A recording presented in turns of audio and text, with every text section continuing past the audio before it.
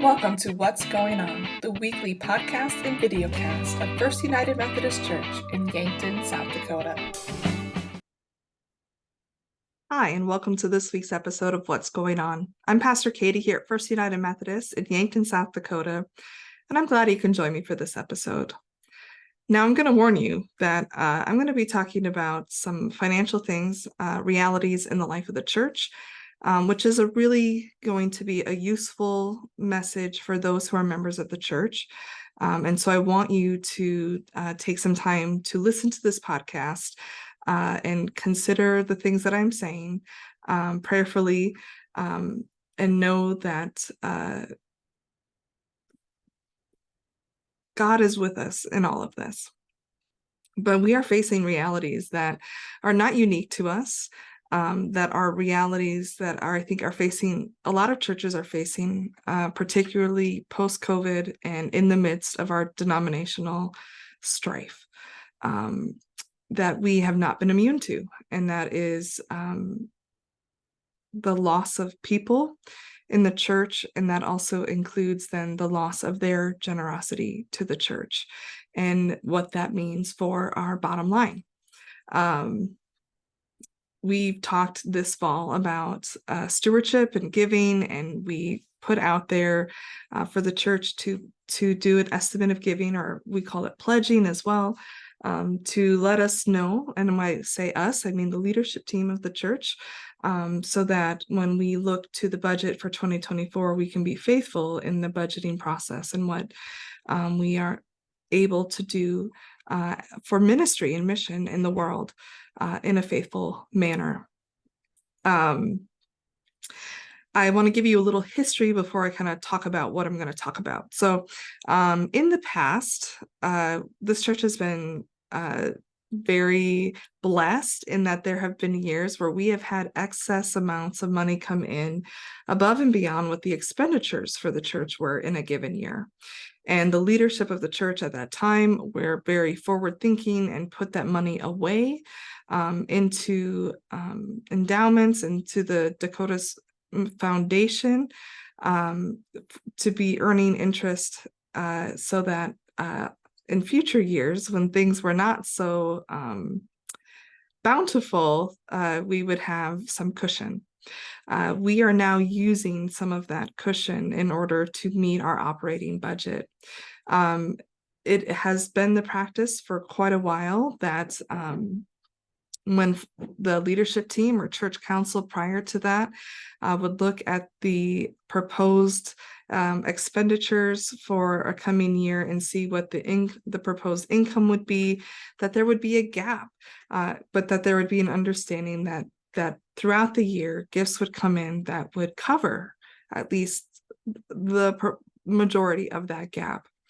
In the last year for 2023, what was passed as a budget for 2023, the expenditures were about $54,000, projected to be about $54,000 more than what we could estimate would come in. But knowing that we had reserves, hoping that we wouldn't maybe use everything that we were projected to use, that amount would be less. It is true that it is, we're going to end the year not $50,000 in the hole, but closer to $30,000, and that has a lot to do with our staff and our leadership being very frugal in what they spent over the year, and so that's really good. But that's still $30,000 that's going to be coming out of our money that's been put away in the foundation to cover this year, and we still have money left there. However, this is not a good practice for us to do from year to year. We need to take some really hard looks at what are we capable of giving, and what are we capable of trimming in our expenditures. And so this past Monday night, the leadership team met with the intention of being able to approve the finances and budgeting for 2024. But they were unable to do that. And the reason is because the amount that we've been able to calculate that we will take in for 2024 is significantly less than the amount that people have said we need to be able to spend for 2024. And that number is close to 90,000, which is a pretty large number. I mean, 50,000 was large and we passed that, but 90,000 is really up there. And there are two options. And how do you balance that? One is you cut spending, or the other one is you increase giving. I guess the third option is some manner of doing both at the same time. And that is what we are looking and hoping to do. Now, the budget, the expenditures that we that the leadership team was looking at were already slashed by $30,000 from what was approved last year. And part of that, so why is that gap still so big? Well, we also have gone down about almost 40,000 in our estimated giving. And that's coming from people who have chosen to leave the church, who have moved away from Yankton, who have passed away. And I think, you know, in the last few years, we've taken that hit a few times. And again, that is coming from COVID reality, where people just sort of faded away, but also from our denominational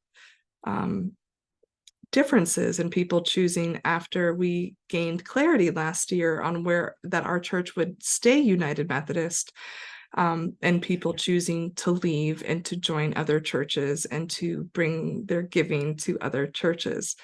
And again, we wish them the best, and we hope that all of those people have found a church home and a church family and mission and ministry to plug into, as they were such a blessing to us. We pray that they are a blessing wherever they have landed. But that creates a challenge for us, because now we have less people, and and we still have a budget that needs to be met.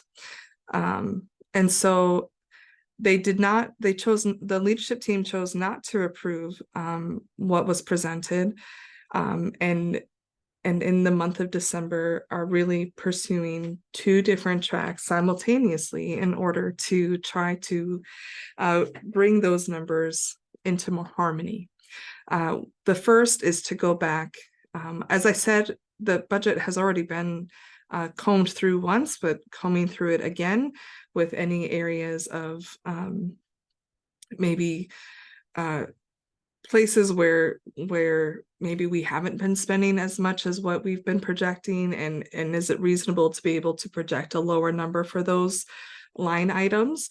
And so even this morning, that is one of the things that I was doing, was going through the line items that I have responsibility for, and really looking at what are we spending the money on, is, you know, what is needed for next year in order to do that, and then to adjust those numbers accordingly. So we do believe that we're going to be able to bring that number down a little bit more than what was presented this past week.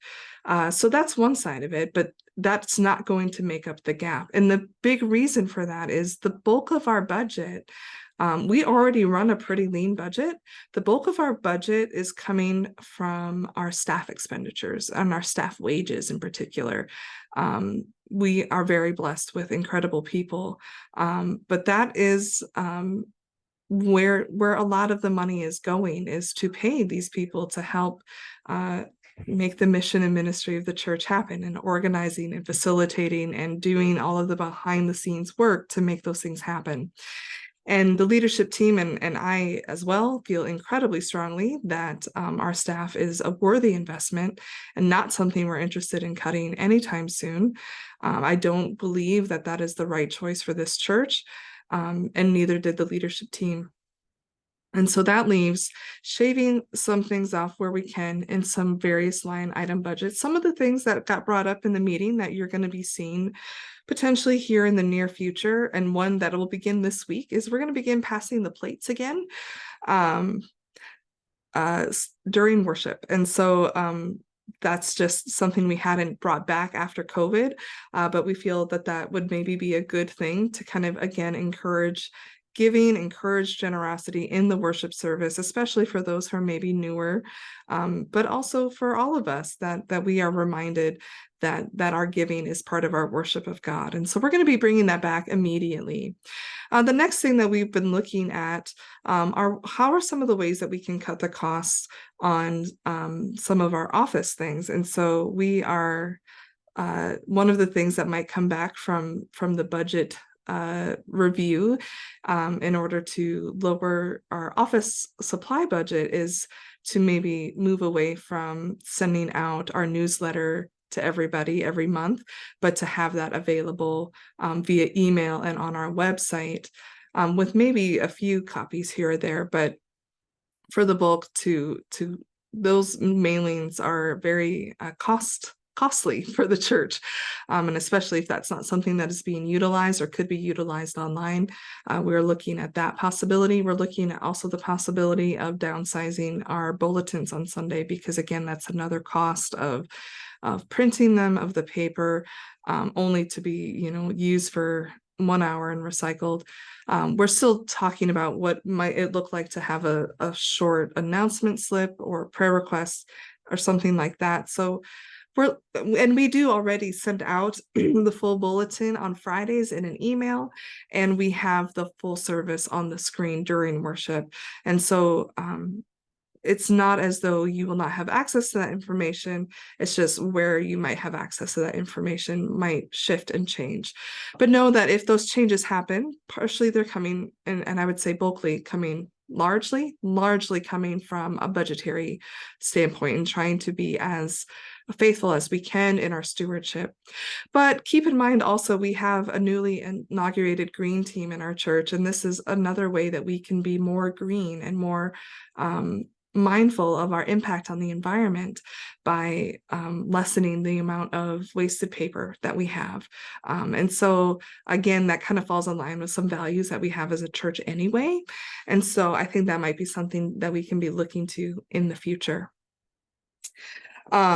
So just be aware of that. Like I said, the main increase, the other big increase that happened that we have really nothing that we can do about it, is the cost of insuring our building went up significantly, like $6,000 this year, because we got notice that our building was being underinsured. And so the trustees and kind of realize in doing their research, realize that this is cost that we just have to sort of swallow, because even going to another company, which they might still do some more research on that in the coming year, it probably isn't going to change all that significantly. That's just an increase in cost. One of the positives is that our apportionment cost is going down. At annual conference, apportionments were set for 2023 at 14%. In 2024, they will be at 13.5%, which means 13.5% of what we take in, we pass along to the greater United Methodist Connection to be used in ministry all around the world. And so that's exciting that is a smaller percentage and a smaller number than what it has been in the past.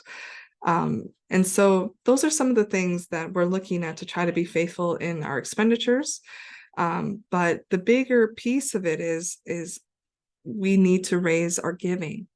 I know that it can be really easy to kind of just stay at the same level for a long time and be like, where I'm at is good enough. What I give is what I can give. And for some, I know that you give at your capacity, and I'm so grateful to you. I think about when Jesus looks at the people that are giving at the temple, and the woman who gave beyond her capacity, like that's the one he lifted up, even though that amount wasn't very much. I know that there's many of you that you are giving at or more than what your true capacity is, often that you're giving sacrificially. And I'm so grateful because God blesses that and God honors that. And I'm truly humbled by that you invest so much in the work that we do here. But I also know that there are many who have not maybe recently really sat down and asked, what is it that God is asking of me? And at this point, I'm going to tell you that the church needs your investment in order for us to continue to move forward and into God's future. We need our people to invest in the ministry and mission here. We need you to, if you have not been someone who has pledged in the past, I think it's now more than ever critical that you start to make that intentional practice happen, that you look to your budget for next year and what you're spending your money on, and are you making that investment in the church and in the children and the future of the church. One of the comments that we made during the meeting was, we are so grateful to the leadership and the people who were members of this church in years past, who were so faithful and generous and thinking about our future generations, because if they weren't, we wouldn't be where we are right now and able to be in such a good situation,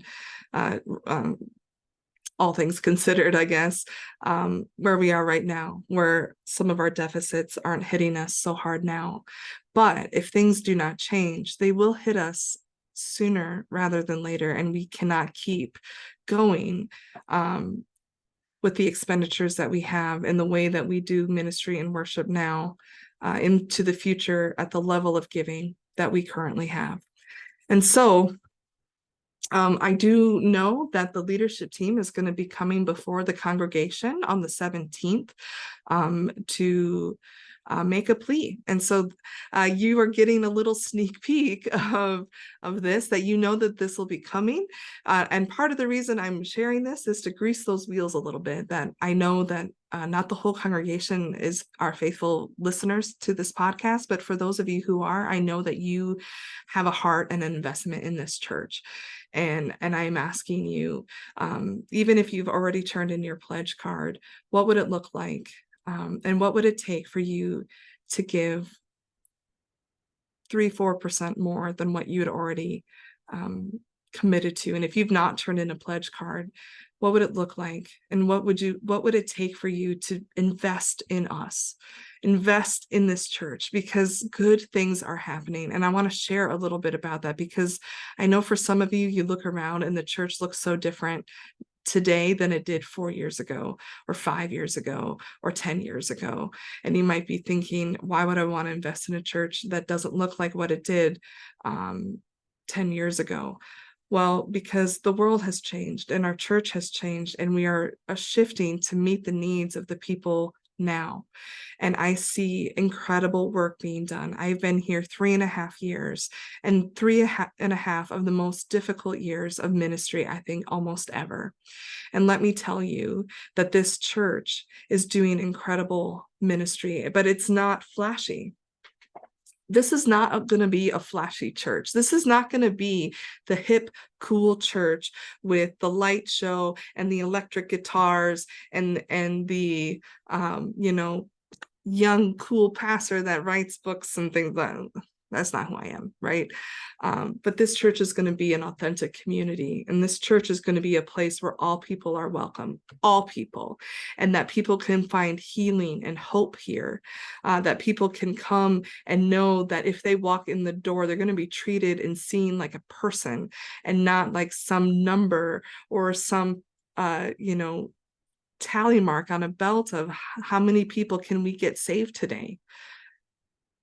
This is going to be a place where people can be open and ask questions and wrestle and doubt and come to find a real God and a real faith that pushes them out into the world to make a real difference in the world. And isn't that what we want, is to have a purpose and to have hope that things can change, because we look out into the world and know that things are so hard right now. And the church can do something about that. And I believe that we, more than any other church in this community, are set up to make the difference, to welcome people in, to give them hope and true transformation in the power of God in their lives. And that this community is a community that can benefit so many in so many different ways. I truly believe that. I sit around this. Last week, I sat with our United Methodist women and listened to their stories about things that mattered to them and the things that they had inherited from generations past. And the first thing I thought of was, I should not be the only young person here listening to this, because it is such a blessing to me. And these women are incredible and have so much wisdom to offer, and so much to offer people my age and younger. But yet we and I want that to happen. And I believe that we have so much to offer. I already see work of healing from people who've been hurt by churches in the past, who are finding a community through our church, through the things that we are doing. I see so many, when I go around town and people say, where are you a pastor? And I say, the United Methodist Church. You guys are the doers. You guys are the ones. We are so grateful to you. I visited this last week with the director of Habitat for Humanity, who just loves our church and the people of our church because of the commitment that we have to seeing and serving those who so many would rather not see and rather not serve. I visited with the director of the Contact Center and how much this church has impacted the work that she does there, in the ways in which we have been and our people have been so faithful to what they are doing. I get to hear those stories. The same when I visit with the director of the Domestic Violence Center. They love our church and they love the work that we're doing and how we support them and how we walk alongside them. Those are incredible witnesses to who we are and what we believe and what we are willing to do and who we are willing to serve and love and treat as a brother and sister in Christ. And I will tell you, that is not happening everywhere. That is not happening when people walk into every church in this community, but it does happen here. And I, for that reason alone, want to invest more and more into this church. I will tell you that this year, my family raised our giving up to the point where we were finally in a full tithe, which we had been working toward year after year after year. And it was a really big celebration for us to finally turn that in and know that we had made it. And then I went to the meeting and I heard what was happening. And I went back and I said, can we do more? I love this church so much. I believe in its mission so deeply that I am willing to cut some things out if it means this can keep happening. So I'm asking you, do you love this church? Do you love the people of this church? Do you love the children of this church enough to make sure that we can keep doing what we're doing in the years to come? That we can keep being a safe harbor and a light on a hill and a place of hope and healing for all who walk through our doors? If so, please reevaluate what you're giving and see, can you give 3% more, 4% more, 10% more? I am asking as someone who did just that. I would not ask it if I wasn't willing to do it too. Would you follow me in loving this church with all that you are? Because in loving what we do here, we are honoring God.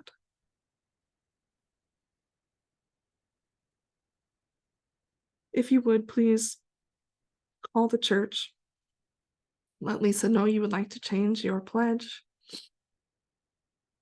And she would be happy to update that for you. Let me know. I'm so grateful. for each and every one of you. And I believe that this is something that we can do together. Now, to add on top of that, not only do we need to look at our budget and deal with that, we also have the blessing of a beautiful church building that has some repairs that are needed. And one of those is the roof over the education wing and the roof over the office area where I'm currently sitting. This has been something that's been on the trustees' radar for a long time, and they had been seeking out bids, and that process took longer than necessary on the end of the people we were seeking bids from. But leadership team made the choice that we have no choice but to fix our roofs as they are leaking whenever we have storms, and especially as we look to the winter over the education building. That roof is a flat roof and it needs to be repitched, and so that it can properly drain away the water, and that cost is significant. We will be able to pull some from various memorials and bequests and reserves that we have to help pay some of that initial cost. But we also will need to ask you to help support that as well. We haven't had a true capital campaign. There was supposed to be one that began in 2020. The plans had been drawn up for that, and then with everything that happened, the roof over the sanctuary got completed, and a few other smaller of the projects got completed from that list, but the others did not. And so now we are dealing with them as they become critical. And so the roof is becoming a critical need now.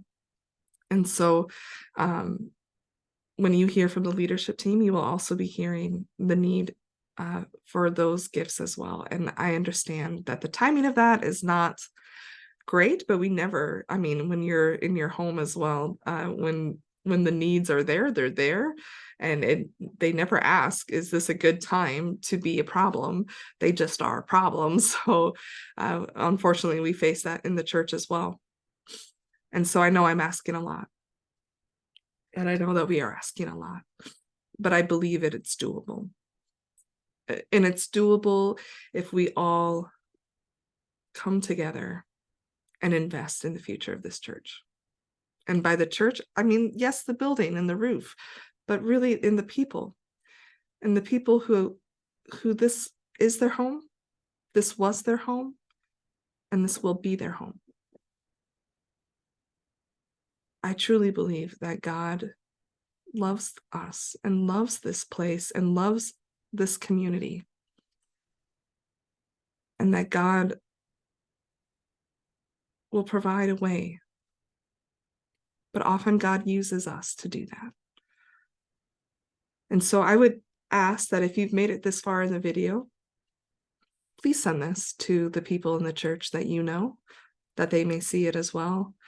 And that when we get to the 17th and the leadership team makes their plea, that it doesn't come as a surprise to anyone, and that you're ready. You're ready